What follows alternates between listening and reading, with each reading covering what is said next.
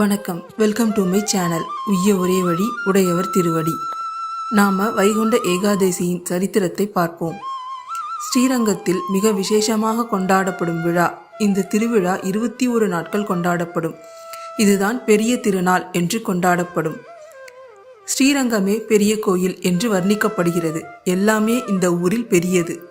கோயிலோ பெரிய கோயில், பெருமாள் பெரிய பெருமாள், நாச்சியார் பெரிய பிராட்டியார், மண்டபம் பெரிய திருமண்டபம், திருநாள் பெரிய திருநாள், தளிகை அப்படிங்கிற பிரசாதம் கூட இங்கே பெரிய அவசரம் அப்படிங்கிற தளிகை, மணி பெரிய மணி.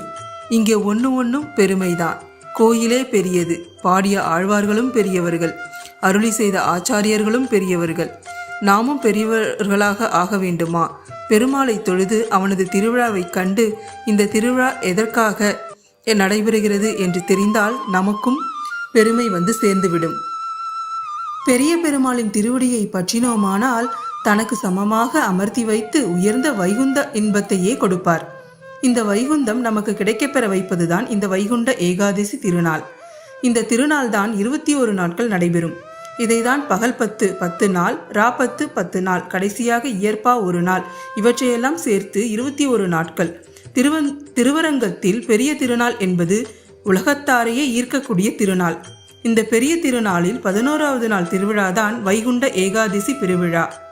மார்கழி மாதத்தில் வளர்பிறை ஏகாதசி வைகுண்ட ஏகாதசி என கொண்டாடப்படுகிறது. மாதங்களிலே நான் மார்கழியாக இருக்கிறேன் என்று கண்ணனே கீதையில் சொல்கிறார். அவ்வளவு ஏற்றம் பெற்ற மாதம் இந்த மார்கழி மாதம். சுக்லபட்ச ஏகாதசி தான் வைகுண்ட ஏகாதசி.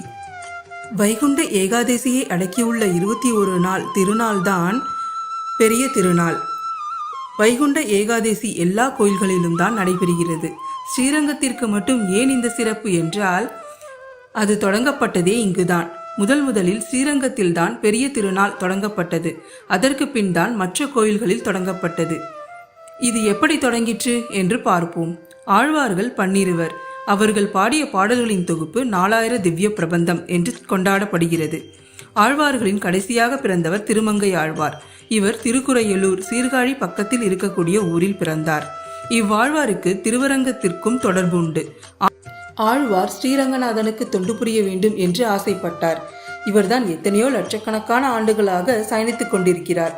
விபீஷ்ணனாலே இங்கு பிரதிஷ்டை செய்யப்பட்டார். ஆகையால் ஆழ்வாருக்கு இந்த கோயில் பேரில் மிகுந்த ஈடுபாடு. இத்திருத்தலத்திற்கு வந்து மதில் கட்டி பிரகாரம் அமைத்து மண்டபங்களை அமைத்து அரங்கனுக்கு தொண்டு புரிய வேண்டும் என்று ஆசை கொண்டார். ஸ்ரீரங்க கோயிலுக்கு உண்டான தனி சிறப்பு 7 பிரகாரங்களோடு இருக்கிற கோவில். 7 மதில் சுவர்கள். பெருமாளை சுற்றியுள்ள பிரகாரம் தர்மவர்மா திருச்சுற்று என்று சொல்வார்கள். 2வது ராஜமகேந்திரன் திருச்சுற்று, 3வது குலசேகர ஆழ்வார் திருச்சுற்று, 4வது ஆடி நாடான் அமர்ந்துரையும் வீதி, 5வது அங்கடங்கன் திருவீதி, 6வது திருவிக்கிரமன் திருச்சுற்று, 7வது மாட மாளிகை சூழ் திருச்சுற்று. ஆக மொத்தம் 7 பிரகாரங்கள். இதில் 4வது திருச்சுற்றில் உள்ள பிரகாரங்களையும் மண்டபங்களையும் திருமங்கை ஆழ்வார்தான் கட்டினார். இவர் கட்டி வைத்தார். பெருமாளிடம் சென்று ஒரு விண்ணப்பமும் வைத்தார். திருக்கார்த்திகை பண்டிகை அன்று ஒரு அழகான நிகழ்வு நடைபெற்றது. அன்று திருமங்கை ஆழ்வார் அவரின் கடைசி பிரபந்தமான திருநெடுந்தாண்டகம் என்று பெயர் 30 பாடல்களை கொண்டது. அந்த பிரபந்தத்தை பெருமாளின் முன் விண்ணப்பிக்க பெருமாளும் மகிழ்ச்சியுடன் தலையசைத்து கேட்டார். ஆழ்வார், நன்கு பாடினீர், உமக்கு ஏதாவது பரிசு கொடுக்க வேண்டும், என்ன வேண்டும் என்று கேட்க, ஆழ்வார் உடனே, நீர் எனக்கு ஒரு உதவி செய்ய வேண்டும். வைகுண்ட ஏகாதசி, அதாவது மார்கழி மாதம் சுக்லபட்ச ஏகாதசி அன்று தொடங்க 10 நாட்களுக்கு நம் மூத்த தலைவரான நம்மாழ்வார் அருளிய 1000 பாசுரங்களையும் கேட்க வேண்டும். ஒவ்வொரு நாளும் 100 பாசுரங்களாக 10 நாட்கள் கேட்க வேண்டும் என்றார். அதற்கு தான் ரா 10 உற்சவம் என்று பெயர். பெருமாளும் நம்மாழ்வாரின் பாசுரங்களை கேட்பதாக உறுதியளித்து விட்டார். இது ஒருபுறம் இருக்க, மற்றொரு கார்த்திகையில் நாதமுனிகள் அவரின் வேண்டுதலின் பேரில் மற்ற ஆழ்வார்களின் பாசுரங்களையும் கேட்பதாக உறுதியளித்தார். அதை பகல் 10 என்றும், மார்கழி மாத சுக்லபட்ச ஏகாதசிக்கு முன்பு 10 நாட்கள் ஆழ்வார்களின் பாசுரங்களை கேட்பார். அதற்கு அரையர் சேவை என்று பெயர். அரையர் என்றால் விண்ணப்பித்தல், சொல்லுதல் என்று பெயர். நம்பெருமாள் முன்பு அரையர்கள் ஆழ்வார்களின் பாசுரங்களை இயல் இசை நாடகம் என்ற முத்தமிழிலும் விண்ணப்பிப்பர். இந்நிகழ்வு 21 நாட்களும் நடைபெறும். இதில் 10ஆம் நாள் உற்சவம் நாச்சியார் திருக்கோலத்தில் நம்பெருமாள் எழுந்தருளுவார். இதற்கு ஒரு சின்ன கதையும் உள்ளது. அது என்ன என்பதை பார்ப்போம். பராசர பட்டர் குரத்தாழ்வாரின் மகன். இவர் எப்போதுமே தாயார் அருகிலேயே தான் இருப்பார். நாச்சியாரை மட்டுமே சேவிப்பார். அவருக்கு ஒரு பயம். தாயார் எப்போதுமே கருணையின் வடிவமாக இருப்பவர். தம் பாவங்களை மன்னித்து நம்மை ஏற்றுக்கொள்வார். நம்பெருமானோ தன் பாவங்களை கண்டு கோபப்படுவாரோ என்று அவர் பக்கமே போக மாட்டாராம். எப்போதும் நாச்சியார் சன்னதியிலே இருக்கிறாரே, தாயாரை மட்டும் பாடுகிறாரே என்று பெருமாளுக்கு ஒரே வருத்தம். ஒரு நாள் நாச்சியார் கோலத்தில் எழுந்தருளினார். பராசரர் நாச்சியாரை பாதத்திலிருந்து மேலே சேவித்து கொண்டு வந்தார். கண்களை கண்டதும் அவர் நாச்சியார் இல்லை என்பதை உணர்ந்தார். நாச்சியாரின் இரு கண்களிலும் கருணையே மிகுந்திருக்கும். பெருமாளின் ஒரு கண்ணில் கோபமும் ஒரு கண்ணில் கருணையும் தெரியும். பராசரின் பாடலை அனுபவிக்க பெருமாளை நாச்சியார் கோலம் பூண்டு வந்த இந்த நிகழ்வை பெரிய திருநாளில் 10ஆம் நாள் உற்சவமாக காட்டுகின்றனர். 11வது நாள் வைகுண்ட ஏகாதசி திருநாள். அந்த திருநாள் ஒரு ஜீவன் வைகுண்டம் அடைவதை அப்படியே நாடகமாக நடத்தி காட்டப்படும். நாம் ஒவ்வொருவரும் ஆத்மா. இந்த உடல் நான் அல்ல. நான் என்பது ஆத்மா.